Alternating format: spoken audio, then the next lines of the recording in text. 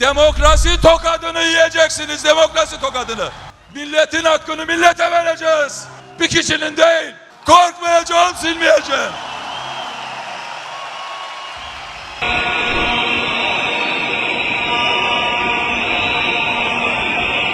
Перед тем, как обсудить события, случившиеся в последние дни, стоит отметить результаты опроса, проведенного 16 марта.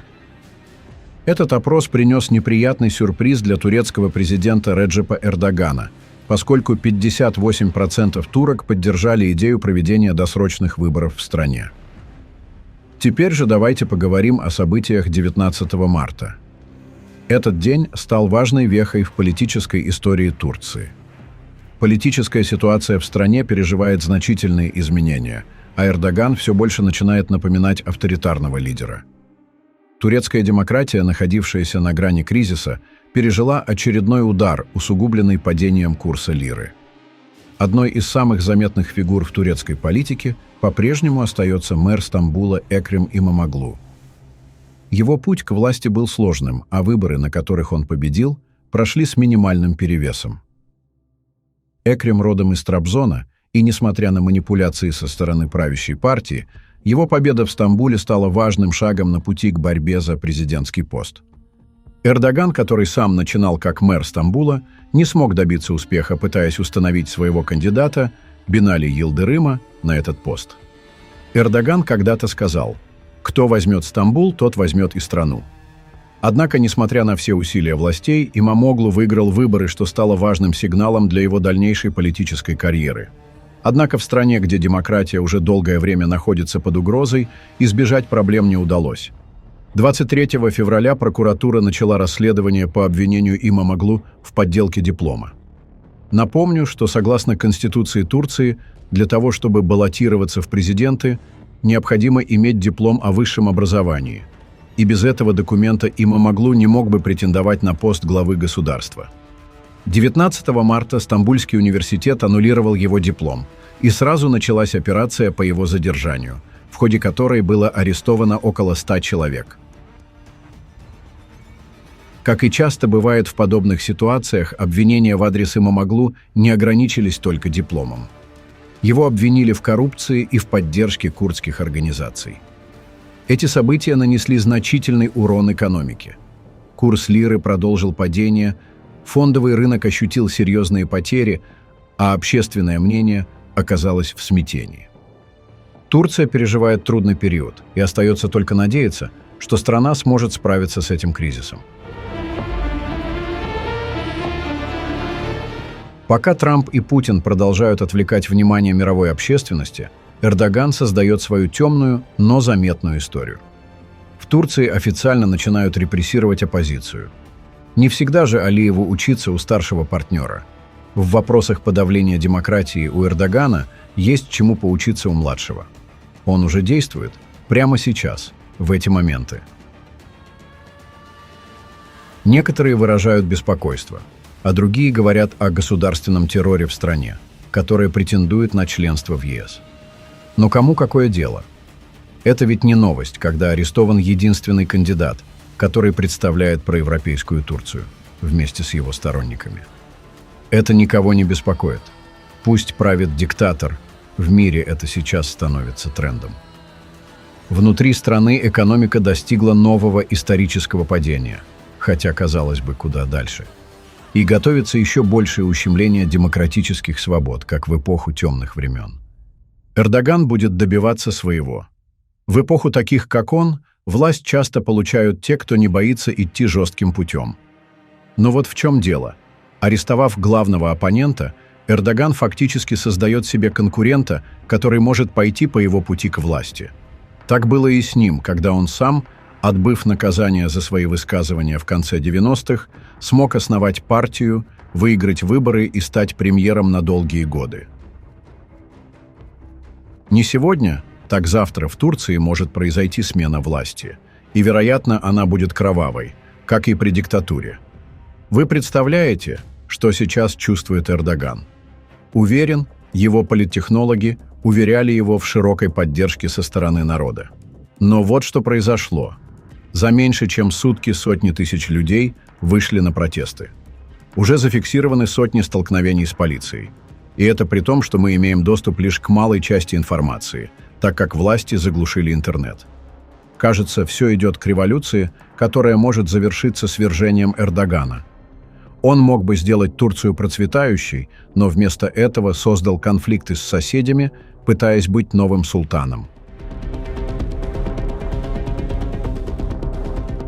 Иронично, что у соперника Реджепа Тайипа Эрдогана, Экрема Имамоглу, аннулировали диплом. Оппоненты утверждают, что у самого Эрдогана диплома нет, а, следовательно, он не имеет права руководить государством.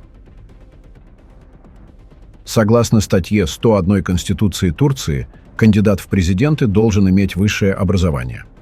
Дебаты о наличии диплома у Эрдогана начались еще в 2000-х, когда турецкие публицисты заявили, что у него нет диплома. Экономист утверждал, что человек, произносящий те речи, которые Эрдоган, не может быть выпускником университета. Например, Эрдоган предложил создать большие супермаркеты для маленьких продуктовых магазинов, хотя такие супермаркеты уже существовали в Турции. Официальная биография утверждает, что Эрдоган в 1981 году окончил факультет экономики и управления университета Мармара в Стамбуле. Однако этот факультет был основан в 1982 году, и он возник на базе нескольких училищ, в том числе Высшего коммерческого училища Аксарай. В 2016 году экс-председатель Союза судей и прокуроров Анкары заявлял, что у Эрдогана фальшивый диплом. Он обратился в Центр избирком и прокуратуру с просьбой провести расследование, но выяснилось, что ЦИК даже не видел подлинный диплом, а только его нотариально заверенную копию. В 2022 году Народно-освободительная партия подала запросы в ряд учреждений, включая Университет Мармара и муниципалитет Стамбула, но те отказались предоставить информацию о дипломе Эрдогана. Некоторые люди, в том числе депутаты и бывший сокурсник Эрдогана, утверждают, что у него есть диплом, но их показания противоречивы. Один из них говорил, что Эрдоган учился в разных учебных заведениях. Существуют и другие сомнения. Экс-глава Совета по высшему образованию не смог найти диплом Эрдогана, а публицист подытожил, что оригинала диплома нигде нет и его никто не видел. В 2016 году Университет Мармара опубликовал фотографию диплома, но турецкие и немецкие журналисты усомнились в его подлинности, а Ассоциация преподавателей университета заявила, что это фальшивка. В 2023 году глава отдела по коммуникациям при президенте опубликовал фотографии университетских документов Эрдогана, но их подлинности поверили не все. Недавно министр иностранных дел Турции Хакан Фидан с иронией заявил Ирану: «Если не хотите, чтобы в ваше стекло бросали камни, не бросайте камни в чужие стекла». Но похоже, что сам дом Турции оказался слишком хрупким. В последние дни власти Турции арестовали Экрема Имамоглу, мэра Стамбула и главного политического оппонента Эрдогана, обвиняя его в коррупции и связях с террористическими организациями. Поскольку Имамоглу является основным конкурентом правящей партии на предстоящих выборах, этот шаг вызвал подозрения в политическом преследовании. Арест мэра вызвал массовые протесты в Стамбуле, где тысячи демонстрантов требуют отставки Эрдогана. Напоминаю, что во время неудавшегося военного переворота в Турции именно Иран первым поддержал правительство Эрдогана и помог сохранить стабильность в стране. С учетом последних событий очевидно, что Турция столкнулась с серьезными внутренними вызовами.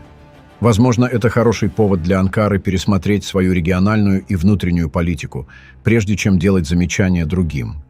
Как говорится, Божья кара неизбежна, каждому воздастся по делам его. Постскриптум. Итоги по Турции. Политический и экономический кризис в Турции продолжает углубляться.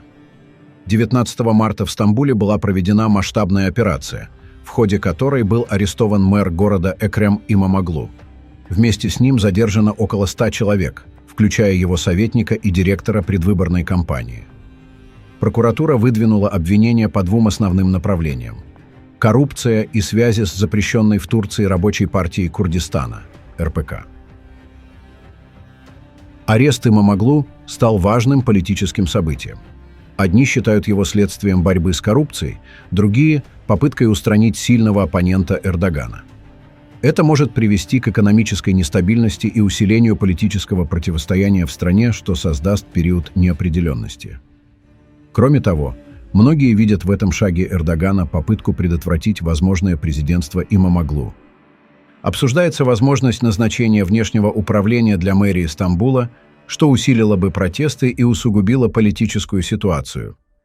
Имамоглу через адвоката передал послание сторонникам: «Мы пройдем через это испытание и станем сильнее». Многие считают, что арест Имамоглу может сыграть с властями злую шутку, превращая его в символ борьбы с режимом и усиливая его политические позиции, как это было с Эрдоганом в конце 90-х, когда его арест помог ему стать лидером. Задержание Имамоглу привело к падению турецкой лиры на 11%, а индекс BIST-100 снизился на 7%.